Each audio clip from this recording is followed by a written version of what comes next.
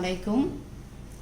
আমি আজ আপনাদেরকে দেখাবো বেশ কয়েক রকমের ফ্রুটস দিয়ে একটা ফ্রুট সালাদ, ফ্রুটস ককটেল, যা খেলে আপনাদের সন্ধ্যায় ইফতারের পর মনটা জুড়িয়ে যাবে।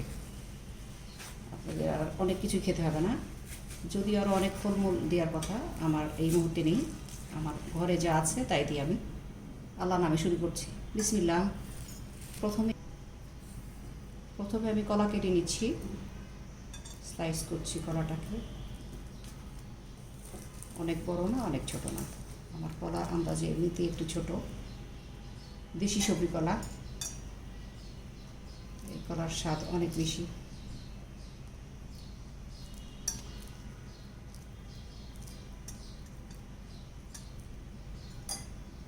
আমি 3 পিস কলা দিচ্ছি, কলা ছোটো এই জন্য 3 পিস দিচ্ছি।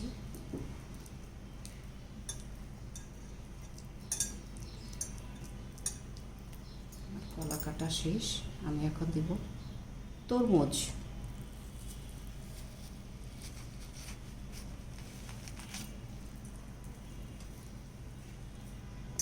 এখন তরমুজের সিজন, আপনারা অ্যাভেলেবেল তরমুজ সবখানেই পাবেন।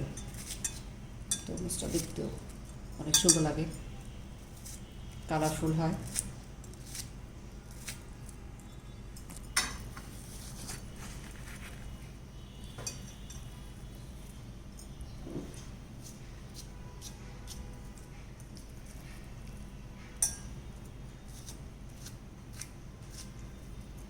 একদম রিয়েল দেখাচ্ছি।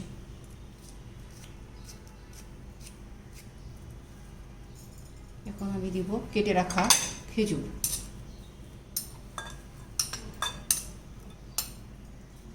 তারপর আমি দিচ্ছি কেটে রাখা অরেঞ্জ,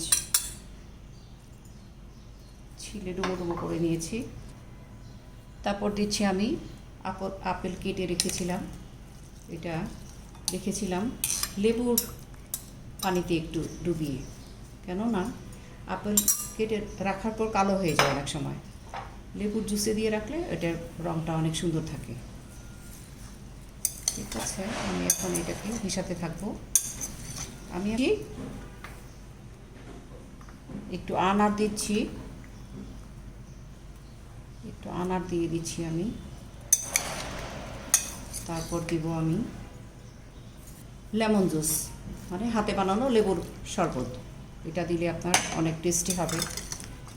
হালকা একটু লেবু, হালকা একটু চিনি, কালারও অনেক সুন্দর আসবে আর খেতে অনেক মজা হবে। আমি এতে স্ট্রবেরি দিব, যেহেতু আমার স্ট্রবেরিটা ডিপে ছিল এই জন্য একটু শক্ত হয়ে আছে। স্ট্রবেরি দিচ্ছি আমি।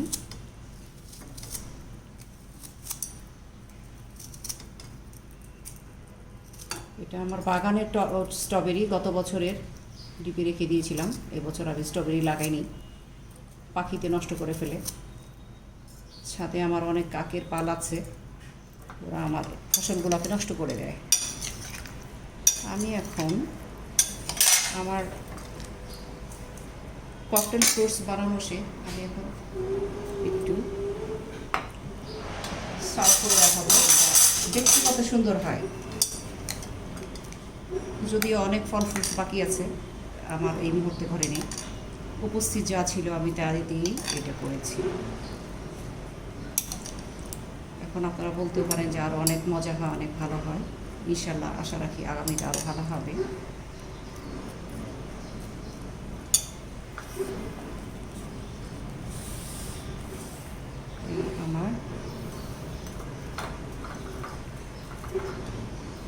এই হলো আমার ফ্রুটস ককটেল। একটু ডেকোরেশন করছি হালকা একটু।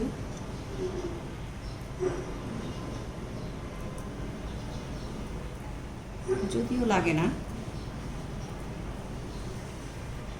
একটু দেখার জন্য।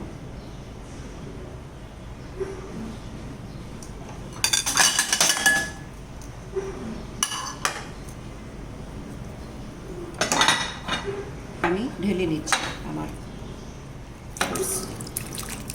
ককটেল।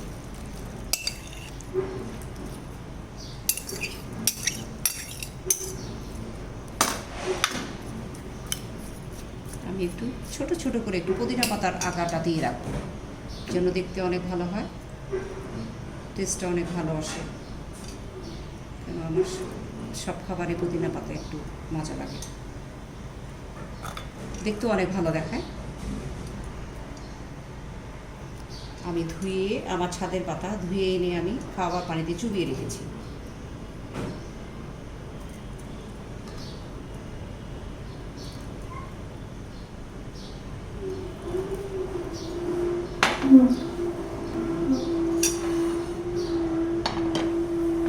আমার ফ্রুটস ককটেল বানানো শেষ। ধন্যবাদ।